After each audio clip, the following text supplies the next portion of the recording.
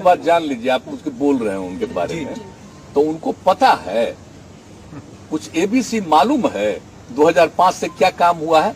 मैं कल नीतीश जी के बयान में देख रहा था, उन्होंने कहा कि इन लोगों को पता नहीं है एबीसी का ज्ञान नहीं है, बिहार में कितना काम हुआ है।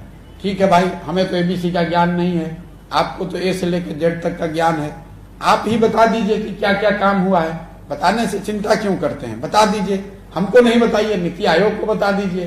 जो आंकड़े बना रहे हैं लोग, उनको बता दीजिए। बिहार के बेरोजगार युवकों को बता दीजिए कि भाई क्या क्या काम हुआ है। बिहार की महिलाओं को बता दीजिए, जो 50% लोग गरीबी रेखा से नीचे रह रहे हैं।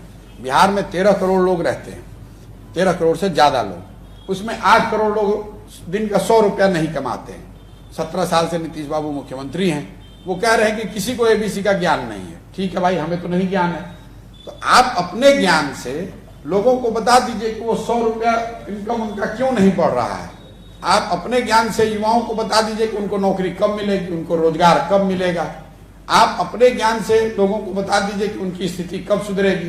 बिहार के शहरों की, गाँव की, गलियों की, सड़कों की स्थिति कब सुधरेगी, आप बता दीजिए। किसी को ये कह देना कि इनको एबीसी का ज्ञान नहीं है, ठीक है भाई, ज्ञान नहीं है। बिहार में एकमात्र पढ़े लिखे समझदार व्यक्ति नीतीश कुमार के शब्द में सिर्फ नीतीश कुमार ही हैं। दूसरे आदमी सब अनपढ़ हैं, हम लोग सब बेवकूफ हैं, हम लोग को कुछ नहीं आता है। एकमात्र पढ़े लिखे समझदार व्यक्ति नीतीश कुमार हैं, उन्हीं को सब पता है, किसी को कुछ दूसरा नहीं पता है। आप मुझे बता दीजिए कि महागठबंधन जिसको आप कह रहे हैं सरकार बनी, उन्होंने क्या एजेंडा घोषित किया है जो कि पीछे की सरकार से अलग है।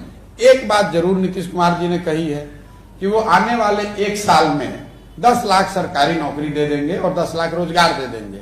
यही एक घोषणा मैं देख रहा हूं कि पिछले सरकार से अलग हुआ है, तो उस पर मैंने टिप्पणी की है। पहले तो ये आप आश्चर्य की बात है कि 17 साल मुख्यमंत्री रहने के बाद आपको याद आया कि 10 लाख सरकारी नौकरी दी जा सकती है। अगर आप इसको दे सकते हैं या दे सकते थे तो अभी तक रुके हुए क्यों थे, पहले ही दे देना चाहिए था। लेकिन चलिए, अब नीतीश कुमार इतने बड़े नेता हैं, उनको ए से लेकर जेड तक आता है, दूसरे को तो एबीसी भी नहीं आता है। उन्होंने कहा है कि 10 लाख नौकरी दे देंगे, तो हमने भी कहा है कि साहब आप 10 लाख नौकरी दे दीजिए, आप ठीक कह रहे हैं। तब हम लोग जैसे लोगों की अभियान चलाने की क्या जरूरत है। 10 लाख नौकरी दे दीजिए, अभियान को वापस ले लेंगे। अभियान ही वापस नहीं लेंगे, उनके पीछे खड़े होकर उनको अपना नेता मान के, जैसे 15 में उनका काम कर रहे थे, वैसे फिर से उनका काम करने लगेंगे, फिर से उनका झंडा लेके घूमेंगे। 10 लाख लड़कों को नौकरी दे के दिखाइए साल भर में। उस 12 महीना में 1 महीना निकल गया, दूसरा महीना चालू है। 12 महीना होने दीजिए, उसके बाद उनसे पूछेंगे कि किसको एबीसी का ज्ञान है और किसको XYZ का ज्ञान है। 10 लाख लोगों को नौकरी यहाँ आप देकर दिखा दीजिए, हम आपकी बात मान लेंगे, आपको नेता मान लेंगे। ये मान लेंगे कि आप सर्वज्ञानी सर्वव्यापी आप ही व्यक्ति है, भगवान एक ऊपर है और नीचे एक आप हैं।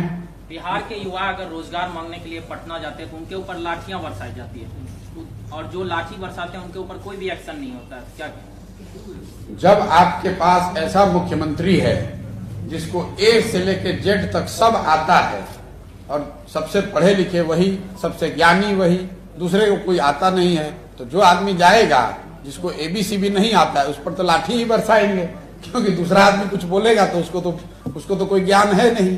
ज्ञान की सारी जो गागर है वो तो नीतीश जी के पास है। तो नीतीश जी के सामने कोई अगर जॉब लेने जाएगा, प्रदर्शन करने जाएगा या अपनी स्थिति के बारे में बताने जाएगा, तो उसको एबीसी का ज्ञान नहीं है। तो जिस आदमी को एबीसी का ज्ञान नहीं, उसको लाठी से मरवा रहे हैं, और जिसके पास ज्ञान का गागर है वो अपना कुर्सी पर बैठे हुए हैं फेविकॉल लगा के।